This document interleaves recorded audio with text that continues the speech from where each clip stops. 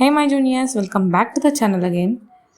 ಎಲ್ಲರೂ ಕೇಳ್ತಾ ಇದ್ರಿ ಯಾವಾಗ ಕೌನ್ಸಿಲಿಂಗ್ ಸ್ಟಾರ್ಟ್ ಆಗುತ್ತೆ ಅಕ್ಕ ಅಂತೆಲ್ಲ ಕೇಳ್ತಾ ಇದ್ರಿ. So this is the proof from KEA, notification from KEA ಅಂತಲೇ ಹೇಳ್ಬೋದು. ಇವತ್ತಿನ ಪೇಪರಲ್ಲಿ ಬಂದಿರೋದು ಏನಂತ ಕೊಟ್ಟಿದ್ದಾರೆ ನೋಡೋಣ ಬನ್ನಿ. ಜೂನ್ 10ರ ನಂತರ CET ಕೌನ್ಸಿಲಿಂಗ್ ಅಂದರೆ ಎಷ್ಟು ದಿನ ಉಳಿತು? ಇನ್ನು 3 ದಿನ. ಇವತ್ತಿನ ಬಿಟ್ಟರೆ ಇನ್ನು 3 ದಿನ ಉಳಿತು. ಓಕೆ, ಕೌನ್ಸಿಲಿಂಗ್ ಸ್ಟಾರ್ಟ್ ಆಗುತ್ತೆ.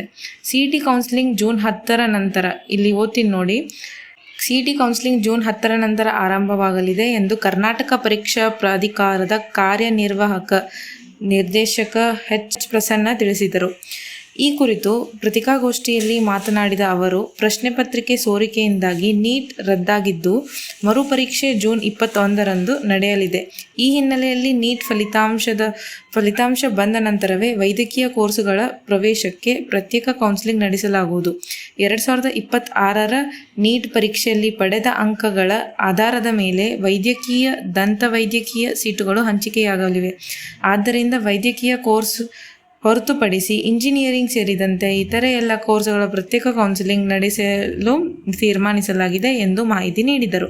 ಎಲ್ಲ ವಿದ್ಯಾರ್ಥಿಗಳ ಎಲ್ಲ ವಿಷಯಗಳ 11,51,367 OMR ಶೀಟ್ಗಳನ್ನು 5 ದಿನಗಳ ಅವಧಿಯಲ್ಲಿ KEA ವೆಬ್ಸೈಟ್ಗೆ ಅಪ್ಲೋಡ್ ಮಾಡಲಾಗಿದೆ.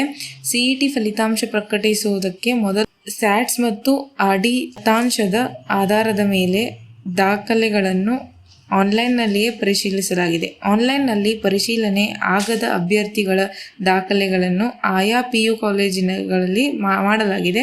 ಆಪ್ಷನ್ ಎಂಟ್ರಿಗೆ ಎಲ್ಲ ವಿದ್ಯಾರ್ಥಿಗಳ ದತ್ತಾಂಶ ಸಿದ್ಧವಾಗಿದ್ದು ಜೂನ್ 10ರಿಂದ ಪ್ರಾರಂಭಿಸಲಾಗುವುದು ಎಂದು ತಿಳಿಸಿದರು. ಓಕೆ, ಹಿಜಾಬ್ ಮತ್ತು ಜನಿವಾರ ಗದ್ದಲ ಏನಾಗಿತ್ತು ಅದರ ಬಗ್ಗೆ ಒಂಚೂರು ಕೊಟ್ಟಿದ್ದಾರೆ. ಪರೀಕ್ಷಾ ಸಮಯದಲ್ಲಿ ಹಿಜಾಬ್ ಧರಿಸಲು ಅನುಮತಿ ನೀಡಿದ ಕಾರಣಕ್ಕೆ ಮುಸ್ಲಿಂ ವಿದ್ಯಾರ್ಥಿನಿಯೊಬ್ಬರು ಪರೀಕ್ಷೆ ಬರೆದಿರಲಿಲ್ಲ.